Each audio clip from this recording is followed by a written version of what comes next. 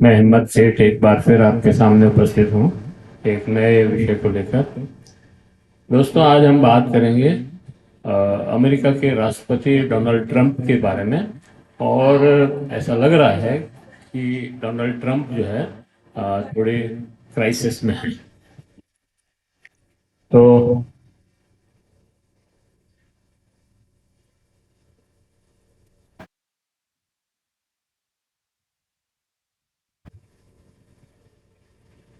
ये जो अमेरिका के राष्ट्रपति के 4 महीने हो गए काम संभाले, 4-5 महीने। लेकिन अभी तक भी उनको कुछ समझ नहीं आ रहा है कि क्या क्या करना है और क्या किया जाए। वो जो काम करते हैं वो या तो लोग विरोध करते हैं, या कोर्ट उन्हें रोक देती है, या उन्हें खुद ही वापस उनको लेना पड़ता है। जैसे टैरिफ टैरिफ में उन्होंने कई जगह टैरिफ लगाए हैं,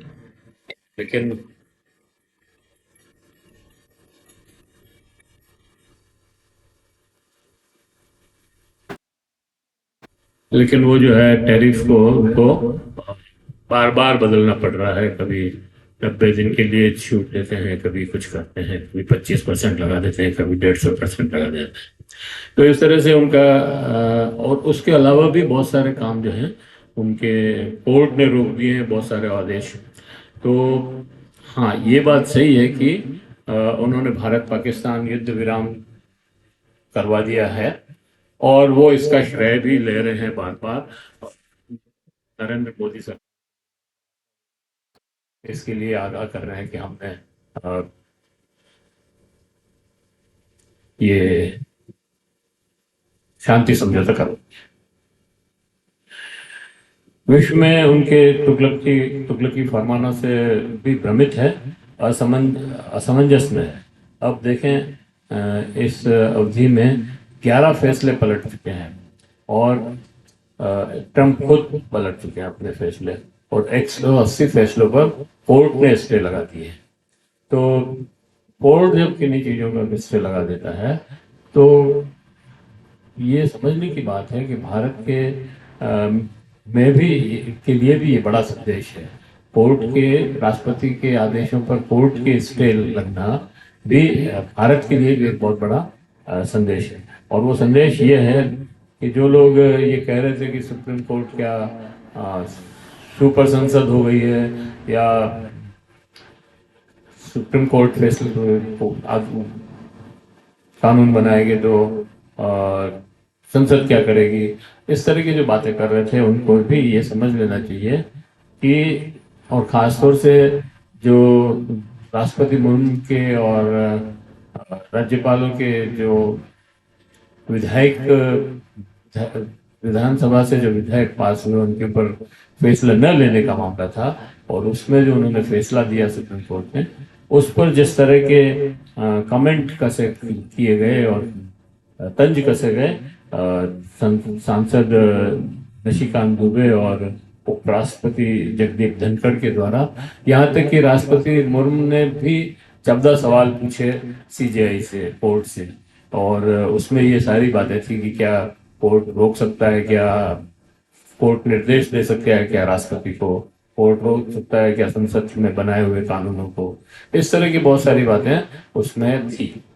तो उनके लिए भी ये, जिन्होंने ये प्रश्न उठाए थे, राष्ट्रपति ने भी और राज्यपालों ने भी, और खासतौर से नरेंद्र मोदी सरकार ने जो प्रश्न उठाए थे, उनका जवाब एक तरह से अमेरिका की सुप्रीम कोर्ट ने दिया है 180 आदेशों को रोक करके। मतलब राष्ट्रपति ने जो आदेश दिए, उनको ये कह करके रोक दिया कि अवैध हैं, संविधान के विपरीत हैं, कानून के से के पालना नहीं करते हैं। तो अगर अमेरिका का सुप्रीम कोर्ट रोक सकता है, तो भारत का सुप्रीम कोर्ट क्यों नहीं रोक सकता? भारत में तो उल्टा वो संवैधानिक उनके पास वो राइट तो है। संविधान कहता है उनको 142 धारा, 100 अनुच्छेद 142 जो है, और 145, 143, ये सारे कहते हैं कि सुप्रीम कोर्ट को संसद से पास किए हुए कानूनों को और राष्ट्रपति द्वारा दिए अध्यादेशों की भी समीक्षा करने का अधिकार है। तो ये एक तरह का इन लोगों के लिए भी सबक है। यानी अमेरिका में भी कोर्ट राष्ट्रपति फैसलों को बदल सकता है।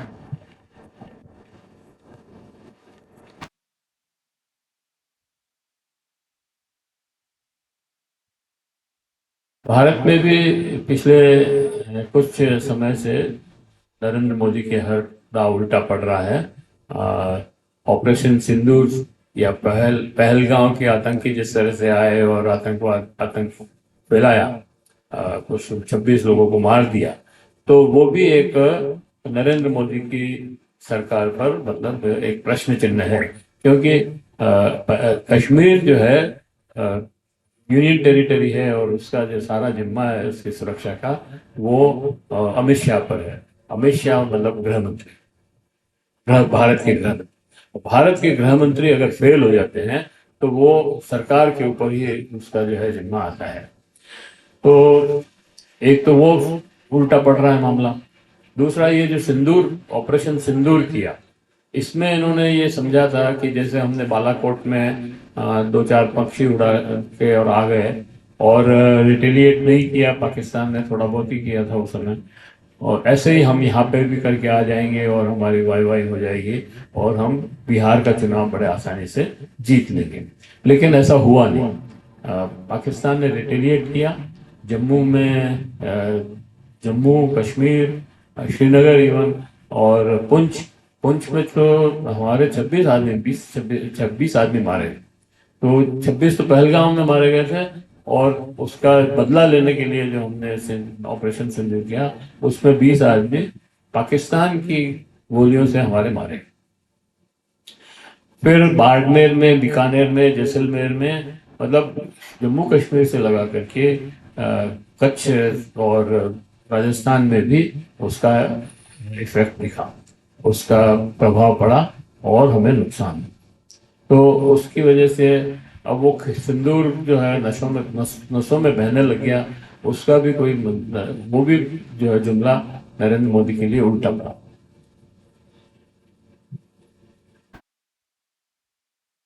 ऑपरेशन सिंदूर से उन्हें बहुत आशा थी, लेकिन ट्रंप साहब ने भी सारी पोल खोल दी, सारा खेल बिगाड़ दिया और लगातार नए नए बयान देकर बवाल बतला रहे हैं कि मैंने भारत पाकिस्तान के बीच सीज फायर करवा दिया।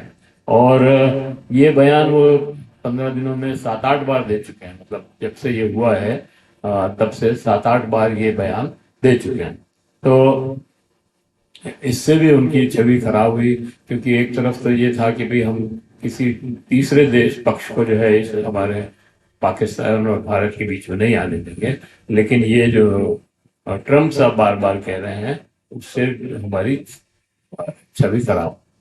और जिस तरह से ये पाकिस्तान ने ये कहा कि हमने 5 राफेल गिरा दिए या जेट विमान गिरा दिए, उससे भी हमारी छवि खराब हुई।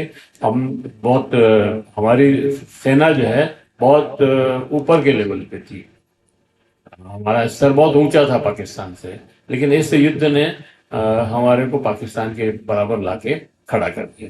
तो ये भी नरेंद्र मोदी सरकार के लिए एक सेटबैक है। और खैर, अमेरिका के राष्ट्रपति डोनाल्ड ट्रंप की बात कर रहे थे। ताजा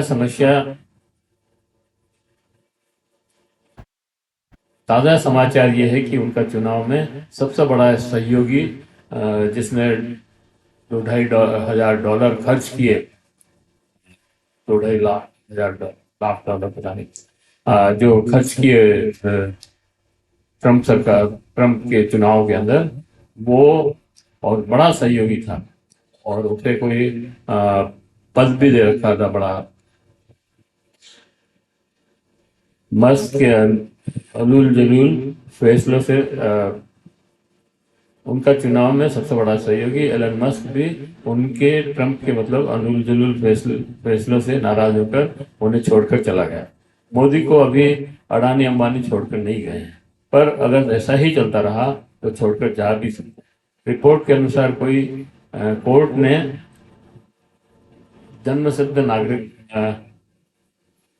रिपोर्ट के अनुसार ट्रंप के जन्मसिद्ध अधिकार खत्म करने की, संघीय कर्मचारियों की सामूहिक बर्खास्तगी और विदेशी सहायता रोकने जैसे आदेशों को अवैध व असंवैधानिक ठहराया है।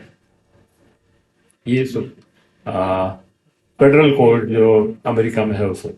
वही ट्रंप ने स्वयं federal funding freeze federal funding freeze की, अंतर्राष्ट्रीय छात्र वीजा और टैरिफ नीतियां जैसे फैसले पर यू टर्न लेते हुए कई बार बदला है। ट्रंप प्रशासन ने 250 से ज्यादा आदेशों के खिलाफ अब तक 250 से अधिक याचिका दायर हो चुकी है। मेक्सिको कनाडा के साथ व्यापार समझौते को रद्द करने की घोषणा को वापस लेना पड़ा। ट्रंप ने जिन नीतियों को बार बार बदला उनमें सबसे बड़ा मामला टैरिफ से जुड़ा है। चीन के साथ एलन मस्क के व्यापारिक हित जुड़े होने के कारण ट्रंप से टकराव बढ़ा। एलन मस्क ने हाल ही में ट्रंप प्रशासन के तहत स्थापित department of government efficiency DOGE के प्रमुख पद से इस्तीफा दे दिया।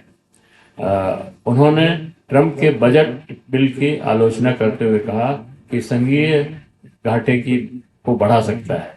हालांकि ट्रंप ने मस्क के योगदान की सराहना की और कहा कि मस्क वास्तव में कहीं नहीं जा रहे हैं, वो व्हाइट हाउस से जुड़े हैं।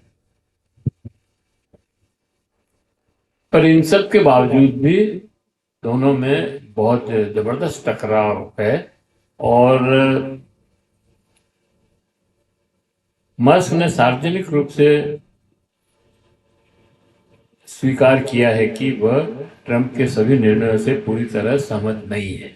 उन्होंने कहा कि वे थोड़े फंसे हुए महसूस करते हैं। मस्क के चीन के साथ व्यापारिक संबंध भी इनमें दूरी होने का कारण है। टेस्ला कंपनी की चीन की संगई घिरगा फैक्ट्री में चीन की सबसे बड़ी उत्पादन इकाई है टेस्ला कंपनी, जो कि विश्व की उत्पादन का लगभग 50% हिस्सा बनाती है। और चीन सरकार ने टेस्ला को विशेष सुविधाएं भी प्रदान की है, जैसे कि कर छूट, सस्ती वित्तीय सहायता और बिना किसी चीनी साझेदारी के स्वामित्व की अनुमति। चीन में टेस्ला का विस्तार, टेस्ला के शिंगजियांग से एक शोरूम खोला है जहां उइगर मुसलमानों के मानवाधिकार उल्लंघनों के आरोप हैं। इस काम करने की अमेरिका सांसदों ने और मानवाधिकार संगठनों ने आलोचना की है। चीन के प्रति सार्वजनिक प्रशंसा ने अमेरिका की राजनीति में विवाद उत्पन्न किया है, विशेष रूप से डोनाल्ड ट्रंप के उनके संबंधों के ट्रंप और मस्क के बीच अविश्वास बढ़ा है। तो ये सारी बातें हैं जिससे लग रहा है कि ट्रंप प्रशासन बहुत ही ज्यादा मुश्किल में है इस और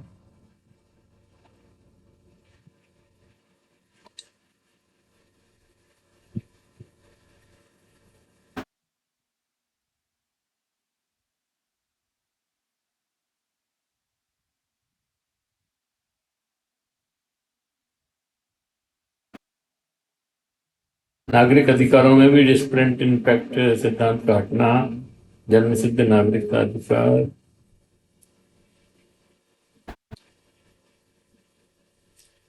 ये कह सकते हैं कि इन सब चीजों को देखते हुए ये कहा जा सकता है कि ट्रंप प्रशासन को वर्तमान में कई कानूनी चुनौतियां और न्यायिक अवरोधों का सामना करना पड़ रहा है और जिससे उनकी नीतियों के क्रियान्वयन में बाधाएं उत्पन्न हो रही है। हालांकि प्रशासन ने अपील और वैकल्पिक कानूनी रास्तों के माध्यम से अपनी नीतियों को लागू कर जारी रखना का प्रयास जारी रखा है।